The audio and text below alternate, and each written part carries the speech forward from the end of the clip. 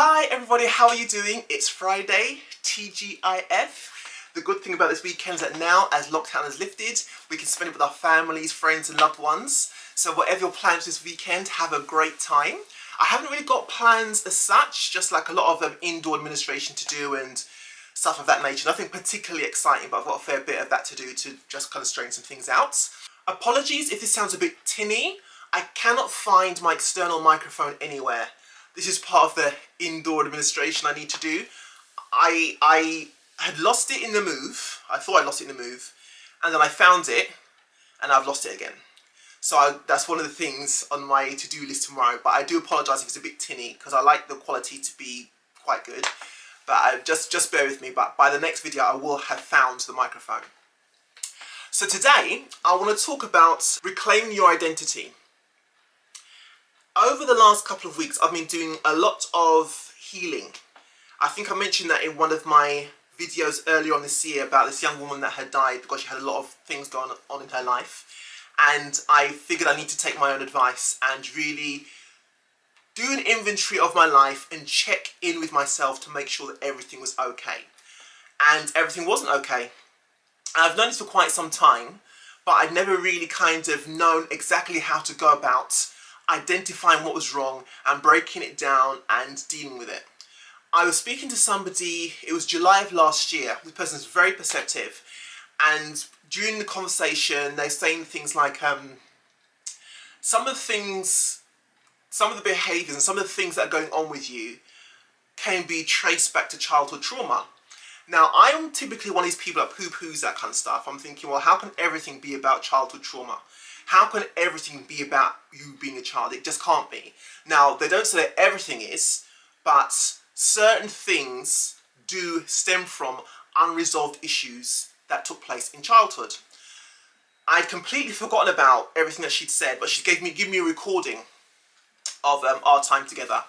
So I went back and I listened to it, and at the time I knew that everything she said was spot on, but I didn't do anything about what she said. So I listened to it again, just was it last week. I started to make notes, and I broke those notes down into questions and prayer points, like, okay, why this? You know, what does this mean? Why am I like that? Certain questions and queries I had about myself as a person and why I was the way I was. And let me tell you, it's a journey of that kind is not for the faint of heart, seriously. I felt so deflated for like 2 or 3 days after I initially started that. It was just so deflating, but at the same time it was kind of exhilarating, if that makes sense, because I'd now started to identify the root causes of certain patterns and behaviours, which I now knew how to go about tackling, because I knew what I was dealing with. So I now had the answer as to how to remedy these things. One of the things that now made sense was why I had struggled so hard with my identity for so many years. And one of the things that stands out to me about that was my mum. Back in the day, when I was about 19, I was in my late teens, I went through a phase of wearing massive hoop earrings. I'm talking about the size of a saucer.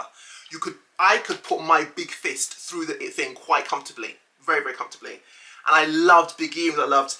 I love big earrings. I love big bangles. I just loved it. That's a part of who I was. I liked the craziness of it, the zaniness of it. It's just fun for me. When I was 25, I became a Christian and I started going to church. And they would came and ask, why do you wear such big bangles? Why do you wear such big earrings? You know, it's said in such a way as to imply there's something wrong with it. There's something wrong with the way that I looked. And that I was worldly, or trying to draw attention to myself, or I was vain. And in that particular church at the time, it was like quite a strict church. So, you know, women on Sundays, you had to wear skirts, you weren't allowed to wear trousers, and you could wear jeans during the week. Like we had like a Friday meeting and a Sunday meeting. Friday you could wear jeans, Sunday you had to wear skirts. Your sleeves had to be down here so as not to cause the men to fall. And it was about appearance, right? Because, okay, so I'm wearing a long skirt, but I could be like the biggest devil on the planet. A skirt won't take that away. What does a skirt say about me as a person that trousers don't say about me as a person? Do you know what I mean? And I found myself conforming to a uniform because I didn't necessarily, I didn't think that way at the time. I thought, okay, in this church, this is how they do it. So I found myself going along with that. Of that period of my life, I like to say I was like tofu.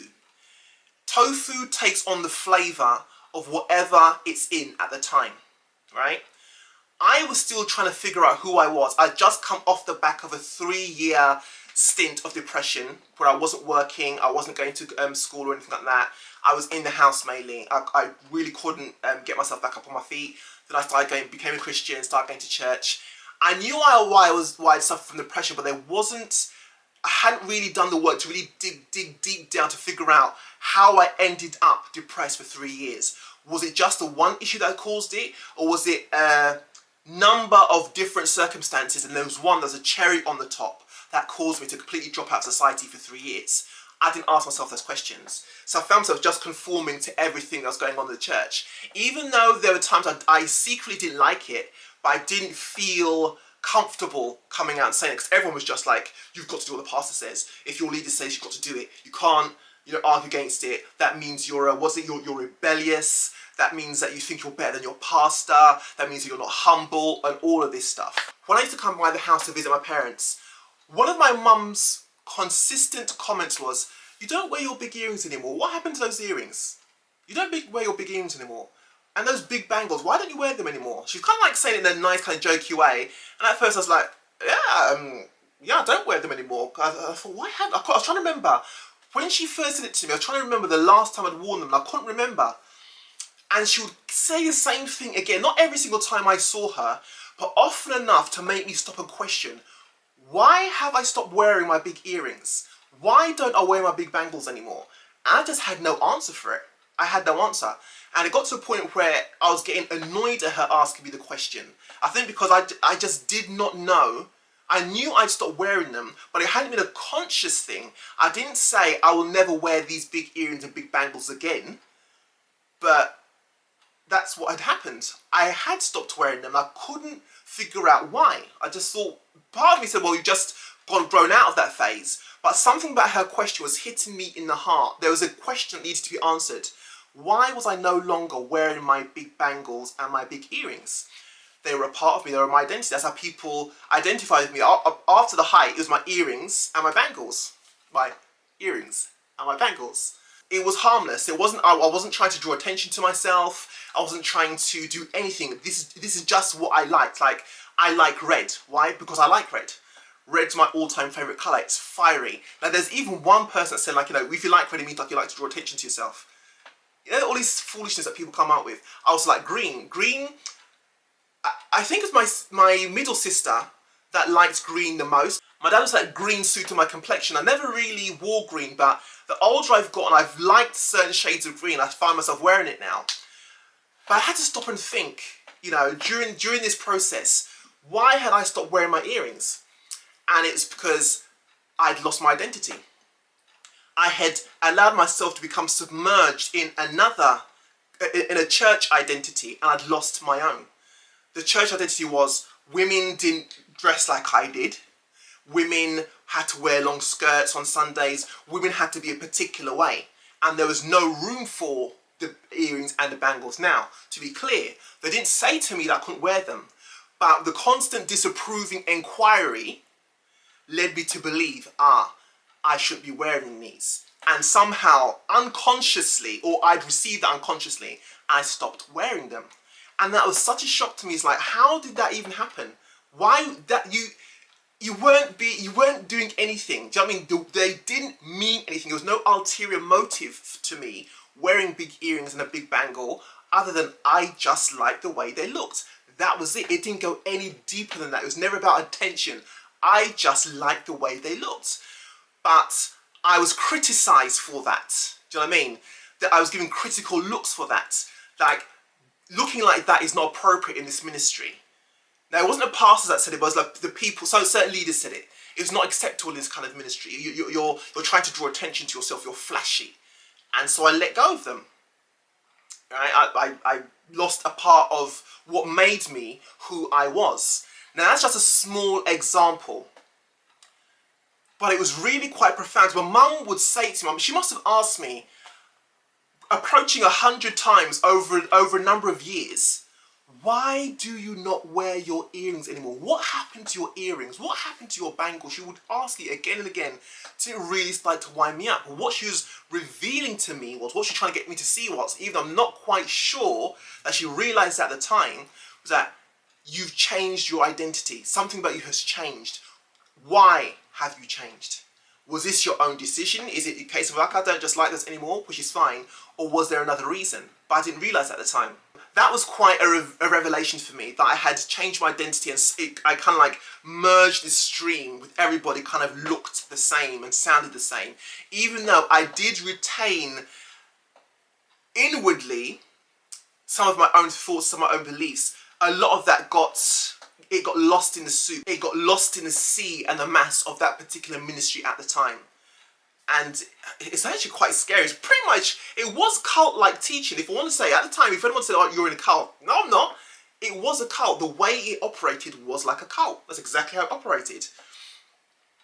And then I started to ask myself, okay, let's just say subconsciously that you did, or subconsciously or unconsciously, whatever, you did stop wearing your earrings because of how people viewed you. Why did you care how people viewed you?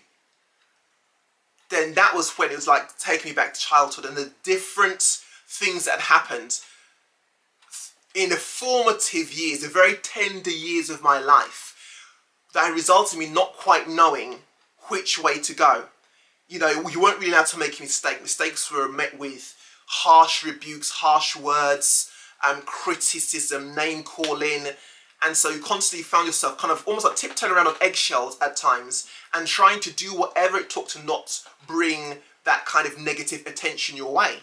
So I like it, so I say over the years, I became a Frankenstein of sorts. I took this behaviour and that thing and this thing that person approved of, and I let go of that thing other people approved of. I tried to make myself in the image of other people's approval and blessings. The things they said that they liked, the things that, oh, I really like if you did this or this or this. I tried to make myself or mould myself in that way. And like I said, I became a Frankenstein of sorts. It happened slowly over a period of time. So I didn't realise it was happening. It's like this criticism, if I was criticised for doing this, okay, I didn't do that anymore. If I was criticised for doing that, okay, I didn't do that anymore. So more and more and more, I was less and less and less myself. And I became a mishmash of the ways that other people wanted me to behave or wanted me to be in order for them to feel comfortable being around me. But because it was so slow, I didn't realise that's what happened, number one. But I did know I felt very uncomfortable along the way. I felt very out of sorts. I couldn't figure out why I felt so unhappy. Why was I never at peace with myself? What was going on? I couldn't figure it out. I mean, it manifests itself in a lot of negative ways, like, you know, arguments and all kinds of things, being harsh to people, and, you know, it just manifests itself in negative ways, let's just say. The disquiet within me manifests itself in negative ways externally. Until I finally left that church, and it'll always be one of the best things I've ever done in my entire life. In my entire life, until the day I leave this earth, I'll always say, leaving that place will always be one of the top 10 best things I've ever done, ever. I'm so glad I walked away. But with that, when you bring yourself out of a negative situation, there's all this scarring that remains from your experience. There are the emotional wounds, the psychological trauma. There's all of these invisible bruises that you have from your time in such an environment. You know, I had to learn how to recalibrate my mind, try to recapture who I was. You know, try to really find myself again. That process, because I was in there for 10 years, those 10 years of mess. Then, unfortunately, after I went to another church that wasn't really that good for me as well, that was another 6 years of mess. And then there's a Christian organisation I worked with, and that was one of the worst places I've ever worked in my entire life. Worst, like, I'm not going to go into it. Maybe one day we'll go into it, but the people there were racist. It was just... You talk about...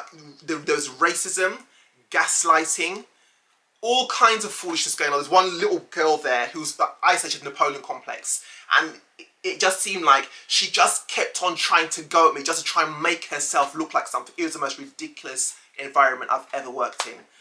So again, after those 3 situations, internally there's all this scarring, bruising, brokenness, and it takes time to try and identify what's happened, identify what's gone on, and then start taking steps to fix it.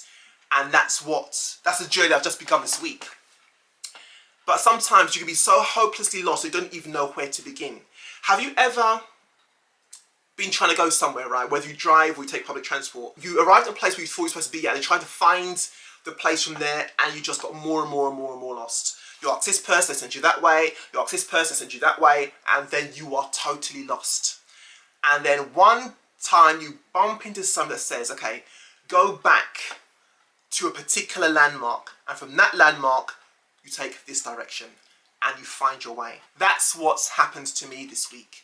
I had to go all the way back to the beginning to identify where it was. I got so hopelessly lost, and from there I am now working my way forward. So the lady I spoke to last year served as a person saying to me, go back to this place, and from there take this turning, and you'll find out why you are the way you are and what to do about remedying that. So that's what I've started to do this week. One of the reasons why I was the way I was that so many things have been said and done to me, and the people responsible had never apologized for it. So I was raging on the inside because there's no apology, there was no closure. And when you have trauma like that on the inside, it doesn't just evaporate into thin air. It makes a home inside your being, whether it's in your mind, whether it's in your eating habits, whether it's in your relationships with people. It makes a home within your body, within your being, and it comes out in all of these different ways. It hasn't gone anywhere, and it will not go anywhere until we are able to identify what it is and deal with it. Then you'll find you're becoming your truest self. Then you will know who you are. Then you will know your true identity. One of the ways you can know that you're traumatized is if you think of a particular situation and it still brings up an anger inside of you, that's a sign of trauma. It hasn't been resolved. It doesn't matter if it happened 50 years ago, 30 years ago, or last week.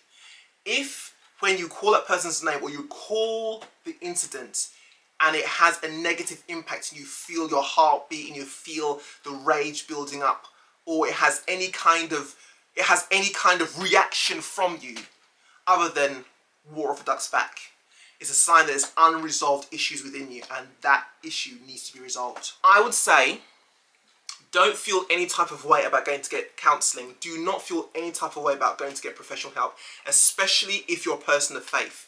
I grew up in the ministry I was talking about first, where they didn't believe in going to doctors, they didn't believe in going to university. They didn't believe in women, like I wouldn't be able to wear sleazy short and be in church because I'm tempting men. Can you imagine? I know for a fact that every single person in every single profession is necessary for the functioning of society. People have trained to know how to help people heal from trauma because there is a need for that. There is a need for that. Don't feel embarrassed. Don't feel like you can't do that. I always say, listen, God isn't a one-trick pony. He's not. He might do it supernaturally or he might do it using other people. The end result is the same. You will get the healing that you require. That's the goal.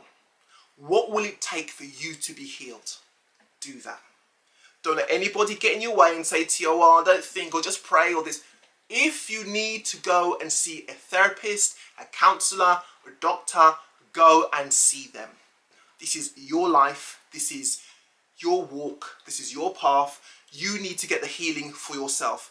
They may have got healing another way. Good for them. You need to do it the way that benefits you. Okay? So don't let people talk you out of getting the healing that you need. Do what you need to do, what's right for you. Period. So that's really all I wanted to come on here and share. Why am I doing this? Why I'm on this healing journey? Because I'm 49 years old. I don't want to go into my 50s still this way. Now that I have realised what the problems are, it makes sense for me to go ahead and work with them, deal with them, no matter how painful, so that from this point onwards, I'm moving through the world in a very healthy manner. I'm showing up as my full self, my full authentic self, no matter what, wherever I go. Do whatever is required for you to get your healing and to live your life in freedom from the trauma of the past. So that's me. That's all I wanted to come on here and share with you today. Don't forget, as always, thumbs up this video if you like it. Like, share, subscribe, and I will see you again next week. Take care. Bye-bye.